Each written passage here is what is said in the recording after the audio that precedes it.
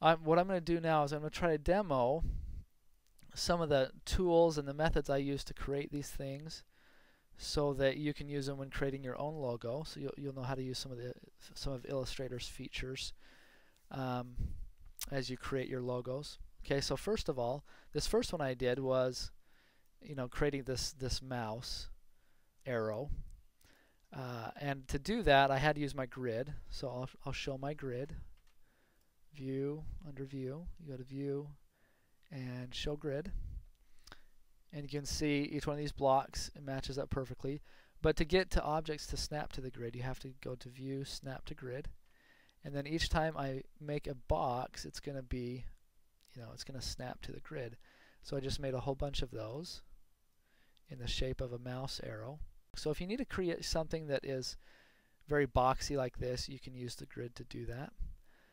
Then I just, with the text tool, added Learn. I'm going to hide my grid again and turn off Snap to Grid.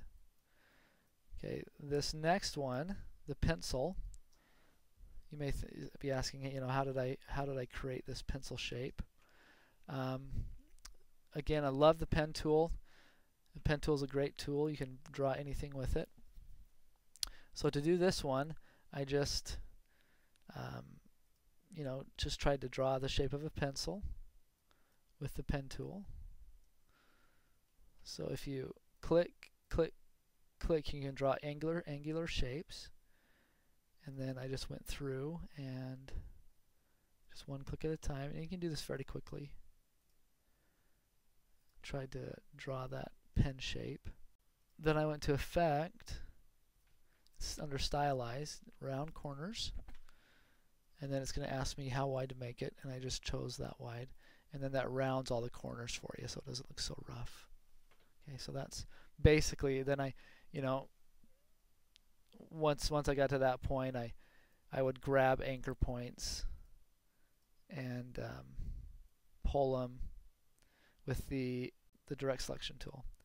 Just grab these little anchor points and pull them and push them and get it till I was happy with the shape. Okay, but in the first part of your logo process, as you're trying to decide between your different ideas, you don't want to spend a ton of time really nitpicking the idea. You can refine later. You're looking for the quality of the idea and the simplicity of the idea. Okay.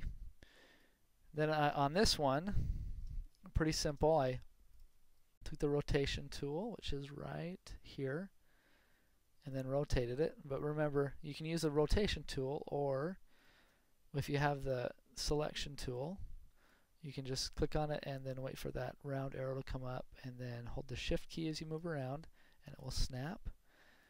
And then with the pen tool, for this I use the grid.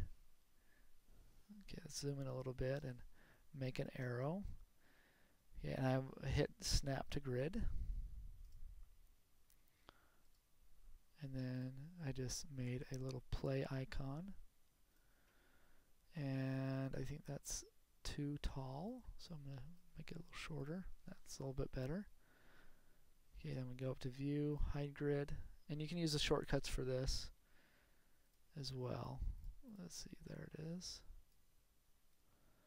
And then that was my play, and then I just sized it until I thought it was the right size. Okay, and then use the pen tool to draw the tassel, like so. Okay, and that will give you an idea of how good your idea is. To black, like that. All right. One thing that I'll show you right here is if you want to minus shapes, like creating something like this. Okay, so I have this shape here, and let's say I want to have that shape become one shape. Okay, I don't want it to be two shapes anymore. So I click on both of them, and then I go over to my path finder right here, and there's lots of options here. I can combine them and they can become one shape. I can minus the front shape. I can crop it, exclude it. Okay, there's lots of options here. You can play around with this Pathfinder a little bit, but that's the one I would actually want for that. Then I have two shapes there.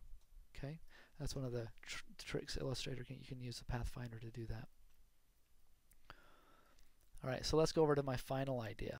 And this is when I finally decided on what I wanted to do for a name. The nice thing about this project is we're not tied down to a specific name. Usually that happens in a project is the client will come to you, they will already have a name that they've picked and you've got to make the logo work within that. But we have the freedom to kind of change our name according to as the design process goes.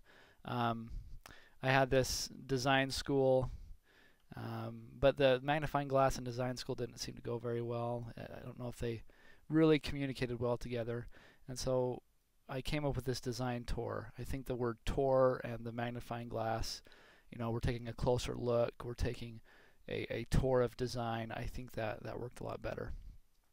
And I think one of these two, and I haven't decided between the two quite yet, but one of these two I will use for my final logo for the project. Okay, so let's talk about this magnifying glass. How did I make this magnifying glass? All right, first of all, you'll notice that I used the O in Tor. And I went through several O's. I looked at a lot of different O's to do this. And it just so happened that Georgia, its O worked the best. I tried some modern type. You remember that modern type has an O that, let's see, let's get modern 20 here and I'll show you. That has the thin spaces in an O are vertical in modern typefaces. And so I started with those, and I placed them on their side, and I put the magnifying glass, but it seemed too dramatic. So I went to some transitional fonts, and Georgia just happened to work really well. And since I'm using Georgia in my website, I thought that would be a nice tie between those two elements. Okay, so first of all, the Tor. So I just typed the word Tor. I got Georgia.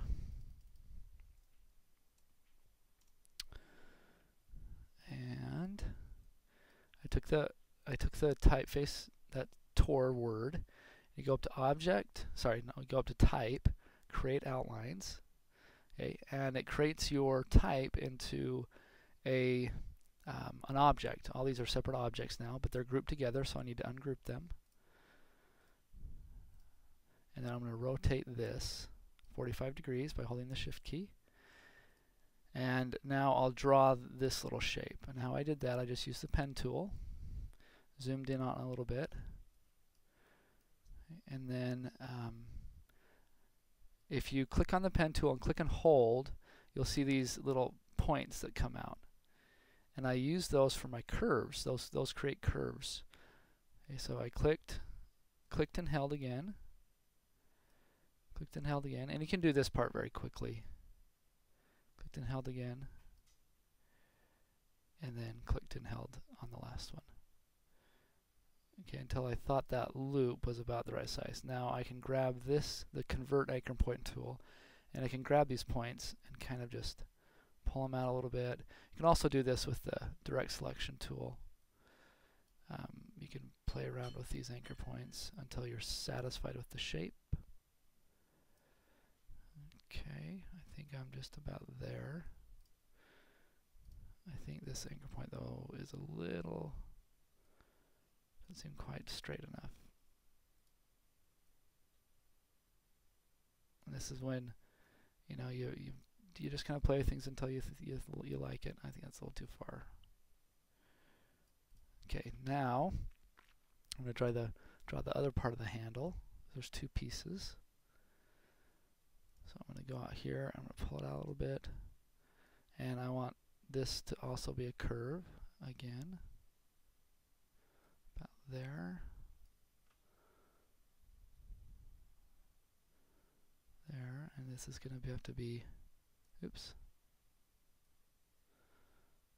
it's going to have to be another curve to make it look like it's in a kind of three-dimensional space.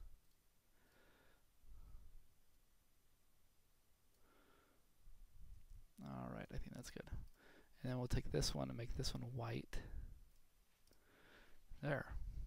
Okay, now you can see that handle is probably a little long.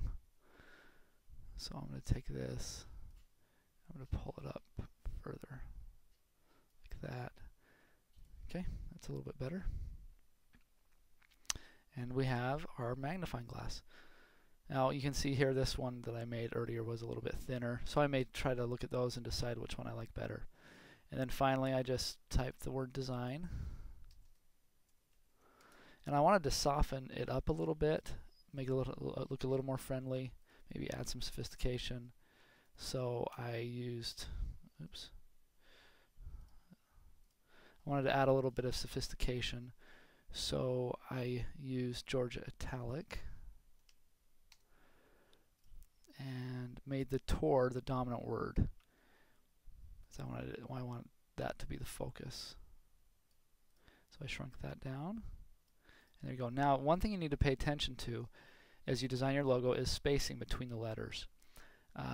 Nothing, shows inexperienced design more than when a person designs a typeface and there's incorrect spacing between the letters.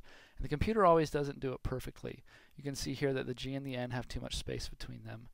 So I'll go in here and I'll take the tracking down.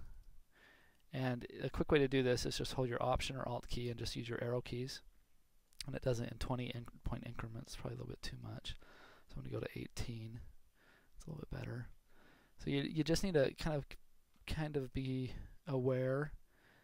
And this, by making this logo, I've made a little bit of an awkward space between the T and the O, just a little bit. So I'll pull that in a little bit.